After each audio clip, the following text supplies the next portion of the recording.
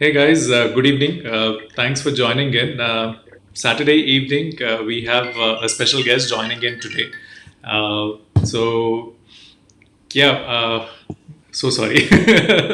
Sometimes these calls are like, yeah, we have Paritosh joining in today, and Paritosh is life coach. He's a motivational speaker. He's an NLP trainer, and he's also been instrumental in a lot of stuff which are useful for leaders and individuals. Where he believes that through his particular company, he can go ahead and transform things.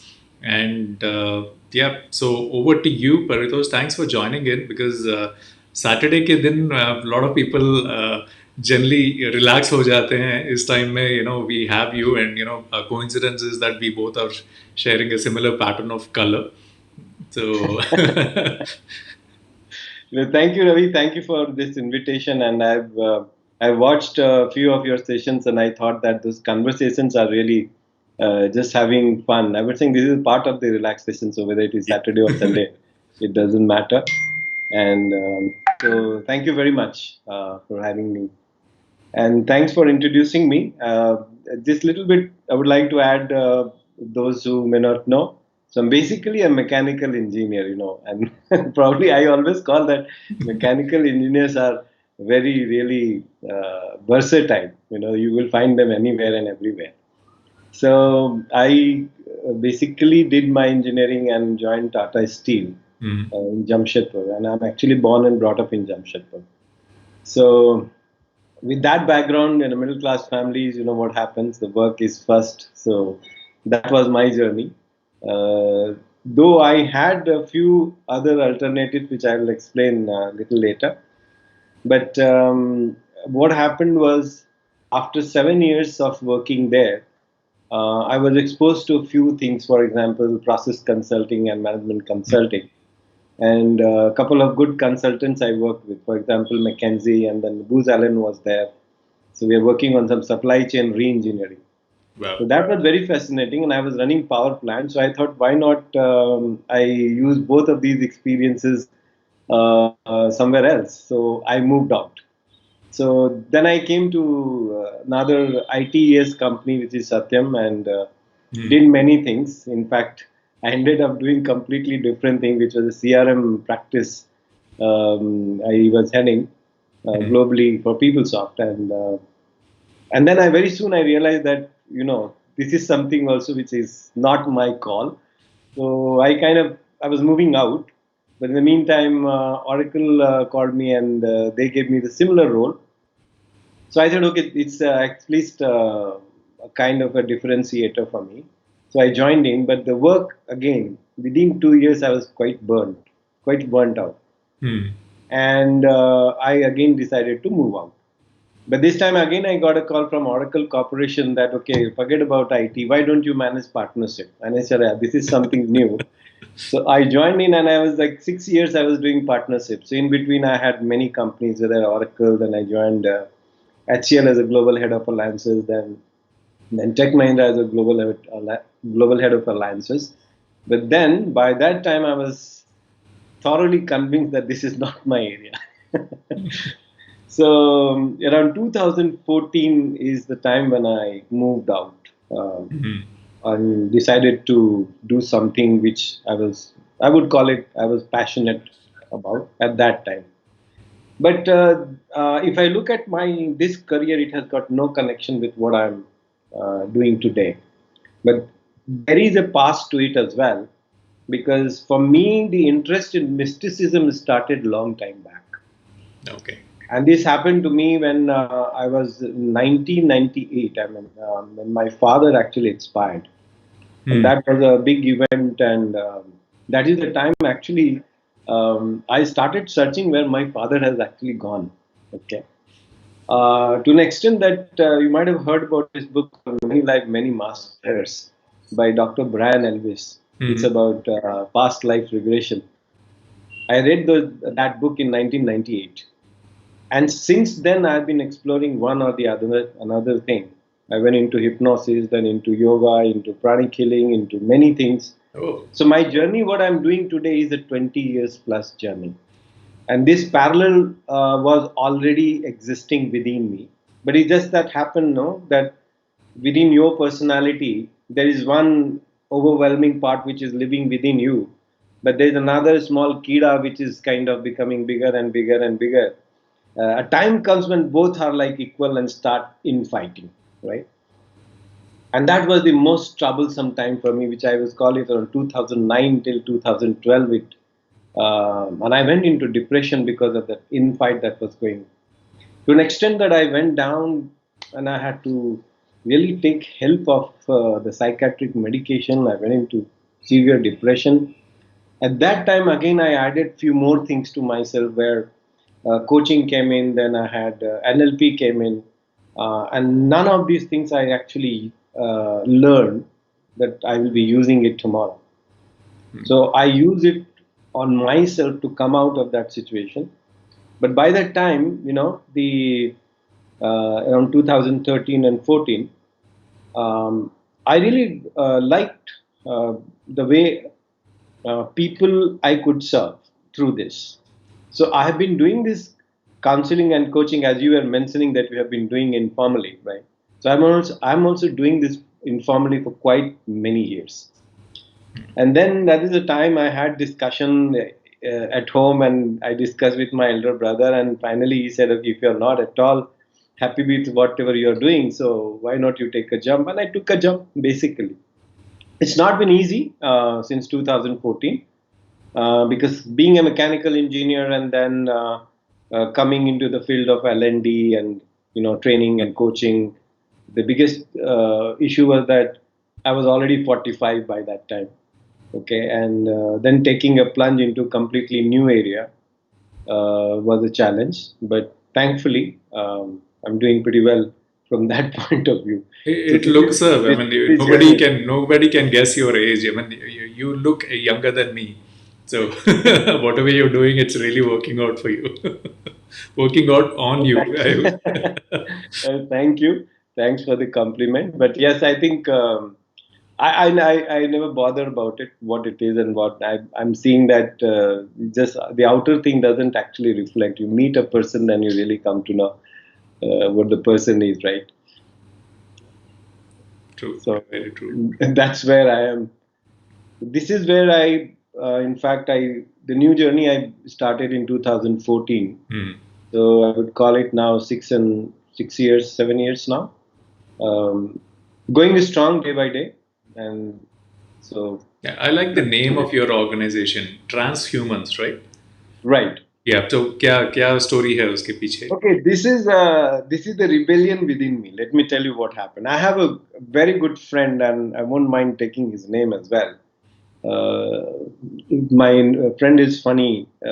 He is the founder, president of this company called Firefly.in, who Hmm. are into the movie special effects and all. So I was having discussion with him, and I was, before I got into this, I was also very sensitive. So 3 months it took me to find a name, Hmm. and plus I also wanted a symbol attached to it, Okay. because I knew one thing, that these images have the power, its own energy it has.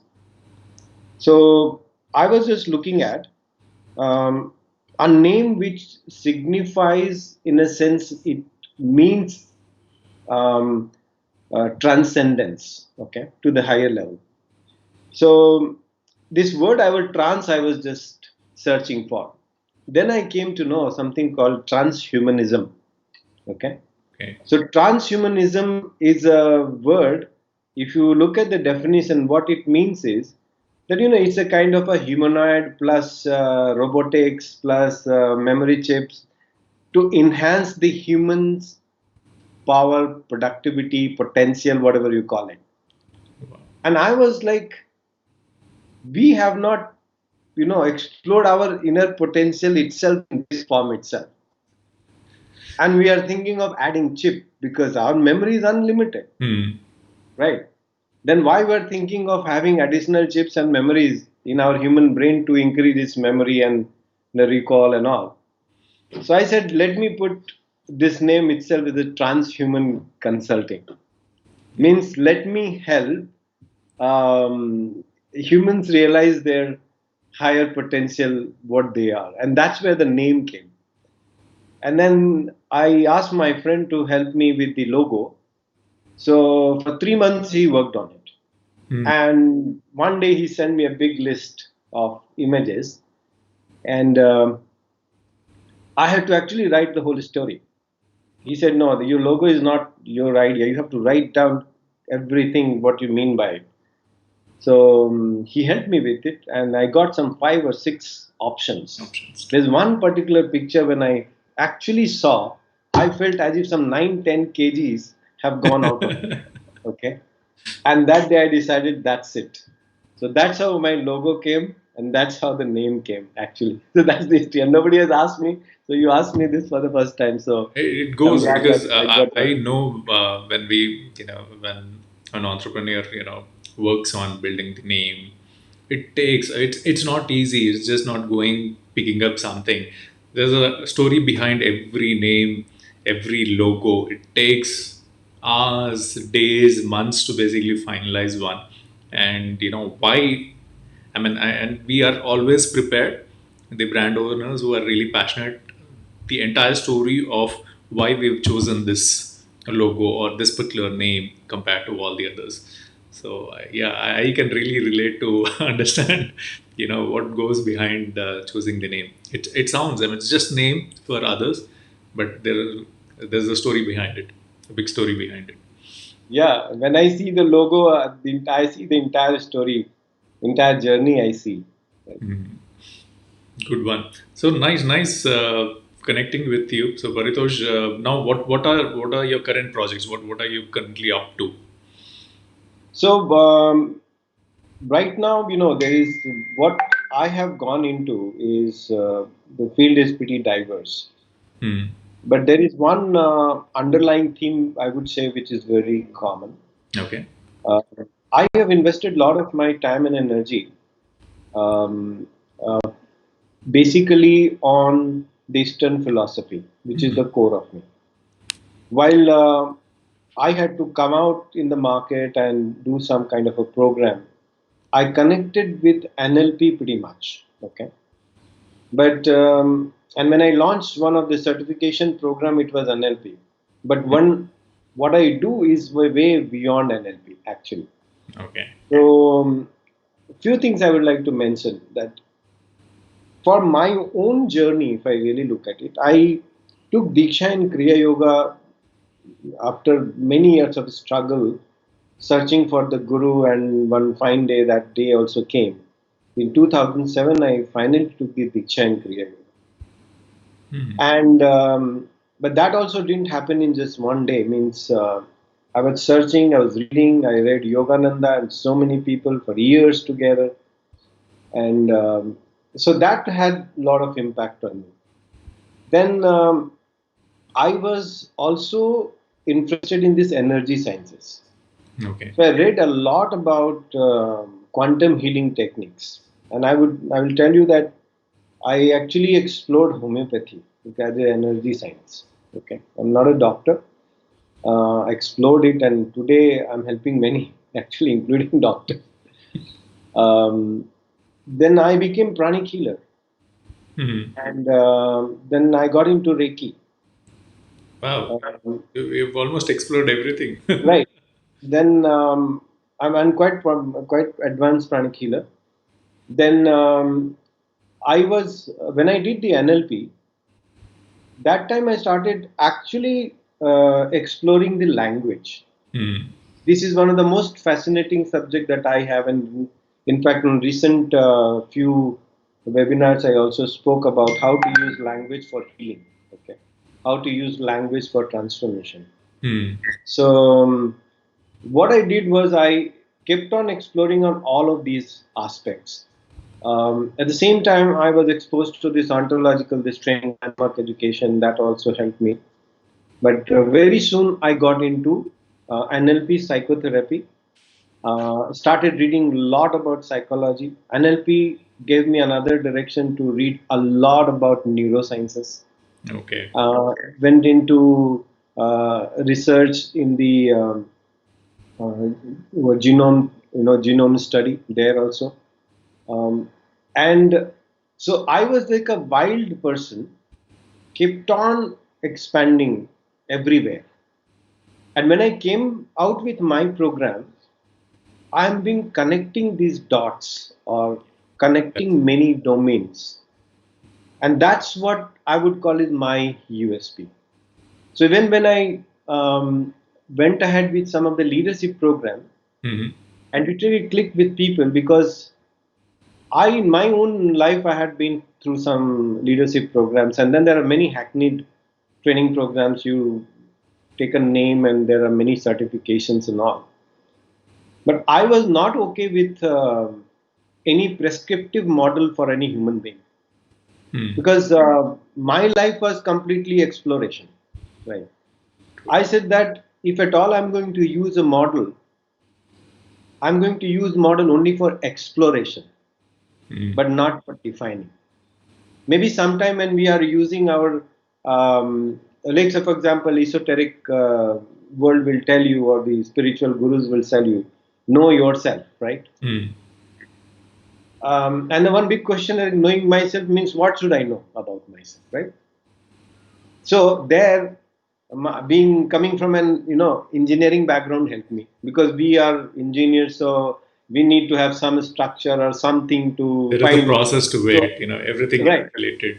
So in short, what I do is, and I love this work. Um, in this world, there are a lot of people who are highly rational. In Hmm. fact, our entire education system is rational. It develops the rational brain. The olden time has gone where people were more in the faith system. So, but going through so many domains of or body of knowledges, I figure it out that I can use the logic to break people's logic and put them into faith system. Okay. Right. And in short, that's what I'm doing because through my own experiences, what I have realized that ultimately everything happens. This world you perceive is through what you What? believe. So its perception is projection. And then I realized that entire perception happens through your language. And I've gone to the extent, including some of the modules, saying that certain emotions you can't feel if you don't have the language. Hmm. And so I started using this. So primarily, my work started happening in the area of leadership development. Hmm. My first program was Discover a Leader Within. It became pretty popular, and I have done it for many corporates. The same thing I started applying in relationship coaching, leadership coaching, even in counseling. I have taken it to the wellness area. So, and that's one other another big area, wellness, which is I really feel that everything is starting from the psychosomatic. In fact, there is a new medicine, uh, you know, approach is coming, which is called New German medicine. Hmm. Maybe tomorrow it will replace the this current medical system. And what it talks about that human body is like from one cell after dividing into two to four and eight and 16. Now we have got this body, right? If it can generate, it can develop from one cell to this body, why it can't repair? So there is a process by which this entire thing happens. And within our system, there has to be some control from where this process is being controlled. Okay. So if something goes wrong in terms of the wellness or the disease, means some program somewhere it has gone wrong. And they are finding this imprint in the human brain. Hmm. And what they are saying, if we can reverse that condition and the process is reversed, the disease can it will get cured, right? Same thing happened. Similar thing has happened in genome study, which talks about um, that they found in genome study that if you look at the wellness area, one of the biggest factor which is deciding is the epigenome. Like we have genes, a rice and a human being has got maybe 80% genes similar, 20% is different. Okay, and a monkey and a human being only 3% difference is there, rest is the same. Then a healthy person and a sick person, right? Hmm. They may have 0.001% difference in the genes or genealogical structure, right? So the question here is that how do we identify and where is the problem? So Hmm. they say that is the we have the DNA, the strand, and the way it's wrapped, it's called a epigenome. And epigenome is what will decide which gene is active, which is not active. And then within that, they found which is the condition which truly within that parameters, which one factor which impacts this structure, they found out environment. And within environment, which is the factor which impacts it most, they called it human thoughts. And that's what very startling. And if you, I think you might have come across so many survival cases of cancer and all, and each survivor had a different mindset, True. right? So it's somewhere. So when I started looking at it, I thought of taking it into the wellness area. Hmm. So the domain is pretty wide. I'm also working with teachers where how our neurological patterns, for example, I'm auditory. I'm very auditory. And I probably, if one of the teacher who had given me a lot to write, I might have failed or gone ahead with 30-40% marks. But had somebody taught me through listening, I would have topped, right? Right. But this is not known that every child by the age of 2 years, Hmm. they have three clear channels. Either they are auditory or visual or kinesthetic, or it could be a mix of things, right? We are not noticing it, so we are not able to teach them in their preferred way. If you do that, they will learn very fast. So all I'm saying that the I'm in a very beginning and the nascent state right now. One of the area that I would identify is the leadership development area and the wellness area. And the third area which I'm doing this coaching and counseling, it is relationship and career. Relationship constitutes 70% area of my work. So that's where I'm. These are the domains and So you're expand. basically mixing whatever you've learned, including Right. the new science. You're basically new training methodology and our Vedas and some of these Reikis and some of these practices which have been there.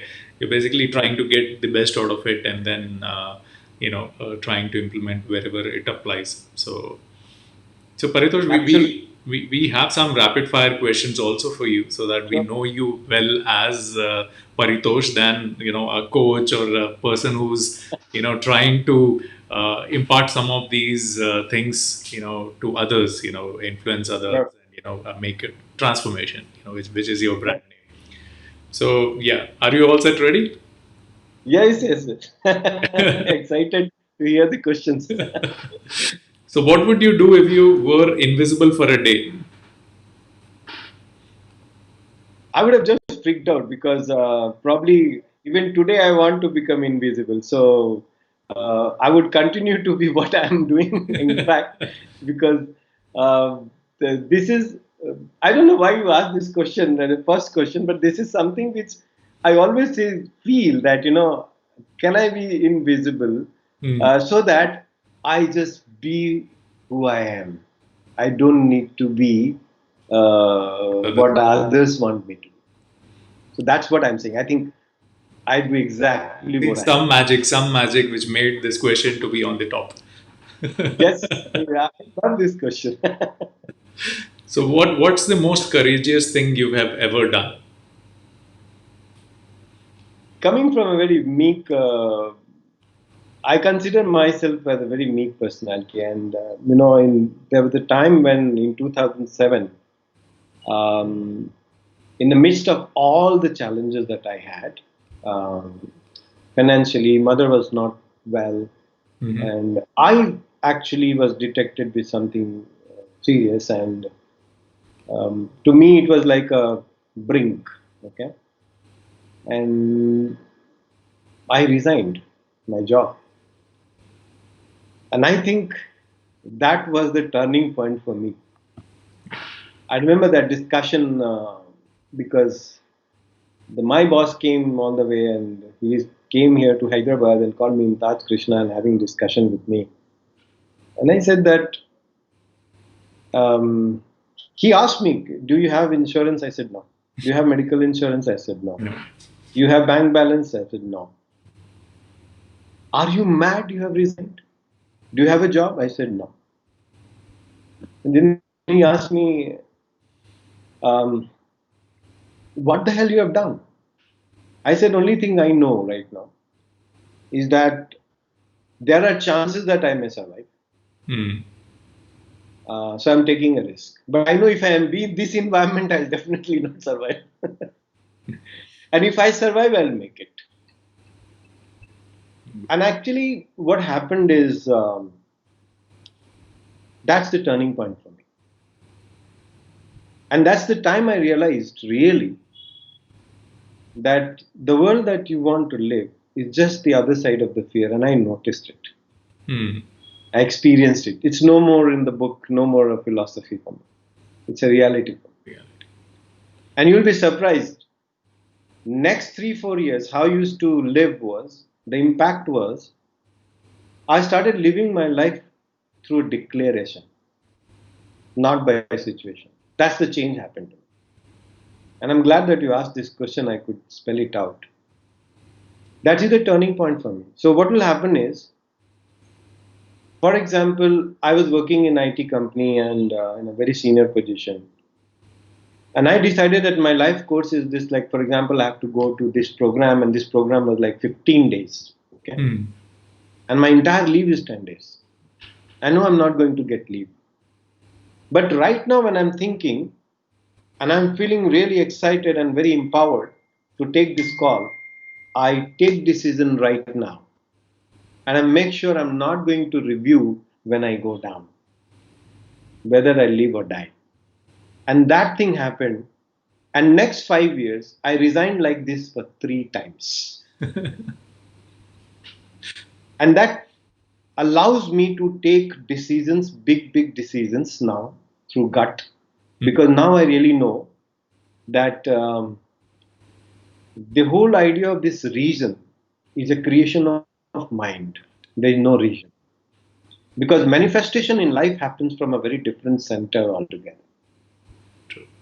It has got nothing to do with what we know. So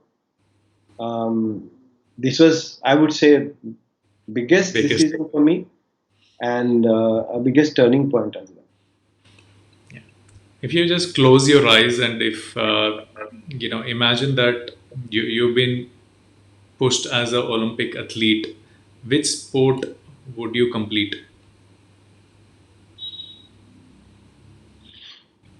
I I see myself as that 100-meter sprint Runner. runner. Okay. What's your favorite thing about one of your grandparents? His simplicity. And let me tell you, he lived for 105 years Wow. without disease. Hmm. So grandparent, father, grandfather, or grandmother? Hmm. The other grandfather, his mother's side, I mean, he was also a very evolved soul, a theosophist. So he was another figure to be, and quite influenced by him. In fact, the stream of theosophy still runs in the blood. So I explore theosophy a lot, and you use theosophy as a lot. That also comes from his life, and that's in coming time. That work is going to be a big work for me. So I'm really proud of both. The scariest movie you've ever seen? Long time back. Mhm. I couldn't sleep for many nights. Friday the 13th. Friday the I 13th. Okay. don't remember anything about it, but that was the scariest movie because I used to watch very few movies, right? And that movie I watched long time back. And you'll be surprised that I go to theater maybe once in 2 3 years. Okay. So, but that one movie was, I'm not expecting that that kind of impact could be created. In fact, Who I took you stopped there? going to dark places Who took? and all that happened. I may be around 14, 15 years old or maybe 17, 18, I guess. Was it with But friends or family? it was with some friends. Okay. Yeah. So there was no chance of coming back out of the theater. You had to. Yeah, absolutely. I mean, it was, and I won't say that I was a child. I mean, it's just a grown-up stage. I was, that movie was maybe I think more than 17, 18, I guess. But it was horror movie for me at that time, knowing that I watch very few movies. So, Your favorite smell of the whole world? okay. This is when on a dry land when the rain happens Mm. and that smell of soil which comes. What do you call that smell? मिट्टी की खुशबू while it's before, That just that the first that rain smell drops. is, yeah. That's nostalgia. Okay, that's a nostalgia. Amazing. So Paritosh's favorite celebrity crush. Okay, this is most difficult. Um, one actress I liked was Smita Patil, Wow. Super. Yeah. and after that I don't have anyone. There is one who looks similar to Smita Patil. She is my favorite, but yeah. But nobody can match how Smita Patil looks. So I think she was first of her kind. Uh, Yeah, and with, with the with that rustic. complexion who made her mark with respect to acting and being the heroine as a lead role. So So good. that's the only. Otherwise, I don't. If you call me, it's very difficult for me to become fan of anyone. Okay, Mhm. I may have respect for the personalities, but somehow it never happened that I'm a fan of someone. Um, the actor side, for example, I had seen one movie, Ek Ruka Hua Faisla. Mhm. So some of the movies, for some reason, leave an impact on you. So Pankaj Kapoor Mhm. was another actor for me. But actresses, Smita Patil, that's what goes on. Yeah. First time I shared with someone, okay? Silliest stuff you have ever done. Ah, there are too many actually.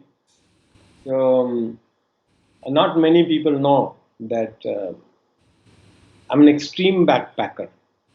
Oh, yeah. Okay. दिखता नहीं है मतलब चेहरे पे backpackers generally हाँ have नहीं that तो signature मैं on the face, लोग मैं I but have yeah. so many experiences that I can write a book. Wow, that's To interesting. an extent, I'll just give you one. So and I'm quite surprised if some of my family members when they see me how they would react because they will not know. The good that you asked me.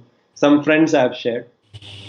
So when I used to live alone here in Hyderabad or when in Chennai, the crazy thing I used to do that on Saturday I will take my bike head to Imliban Bank this bus stand, park it there, and whichever bus is leaving the first, I'll get into it without knowing where it will go. So one of the days, and I will travel one side. Mm-hmm. Wherever it goes, it may be sometime it's traveling for 2 hours, sometime for 3 hours. I will have my idli or chai, and then I will come back. No agenda, nothing. But once it so happened that I reached, that bus was going to Vijayawada. Mm. So I reached Vijayawada early in the morning, and then when I got down right at the bank of Krishna River, another bus came which was going to Machilipatnam, Okay, you and took they were it. shouting Machilipatnam. So I was not aware, and I was like, "Arey, this I have, ये तो मैंने कहीं नाम सुना है." Okay. So I got into that bus, and I saw some people going on the roof of the bus. So I went there on the roof. It was one of the most beautiful journey I had, and I reached Machilipatnam. To my surprise, it was not a sea shore or beach. I was shocked. I've heard that Machilipatnam is. Yeah. Then they said, no, no, no, this is not the place. You have to travel another 10 kilometers, take a Mm. bus. Away from. I took that bus, which was the only one, me and another so-called Machli Wali. There were only two passengers. And I reached there in Machilipatnam. By the time I went there to the beach, nobody was there. It was a muddy beach. Mm. And sea always fascinates me. But what happened is, by the time I took a stroll and come back, पता चला कि the last bus has already left. Oh. I got stuck on that beach without knowing anyone, not a single person to be seen. After in the dark, I searched finally one house. They gave me one cot. I had to pay 200 rupees. And whole night on the bank of, on the seashore, I was just lying down, Super. just waiting for the next bus. Probably I have not seen a beautiful, so many stars so beautifully ever. And then, while next day morning 5 o'clock bus came, so I took that bus, came again, traced back my journey. Mm. Evening 6 o'clock around, I reached the same place. So what to do? So I went to Krishna River, and I was fishing with those fishermen. They were catching those small shrimps in Krishna River till 9 Then 9:30 I got up because 10 o'clock the bus was there to Hyderabad. So these are one such thing that I have done many. So all I used to carry was a set of clothes and my purse, and that's it. So that's a hidden story you have. I think we should, Yeah, I can when we write catch it. up, we should talk more about it because this is exciting. Uh, I can write a book on those journeys because every weekend almost I used to do that. wow. Nice, Paritosh. With all this experience, I mean, you've been an engineer. You've been with best brands of corporates available around, and you're now a coach, and you're basically building leaders now, with educating and ensuring that they do the right stuff. So, with this experience, what would you do as a chief minister? See, I have some of the thoughts which I feel. Um, I wouldn't say that I have been in the political circle, though I have no interest as such. But of late, what happened last some 3 4 months back, I was invited to um, conduct a training program Mm-hmm. for one of the political leader and political party Mm-hmm. top leaders. Okay, I'm not taking the names. Yeah. Uh, so I spent some 4 hours with them, and surprisingly, this political party has training in charge and pretty evolved training in charge.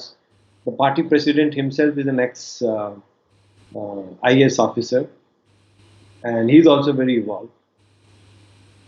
I had one discussion, and I'm glad that I got this forum to speak about that. Where we are going wrong is going wrong in the fundamentals. We are too much hooked up with the practices, but we have lost touch with the principles. Mm.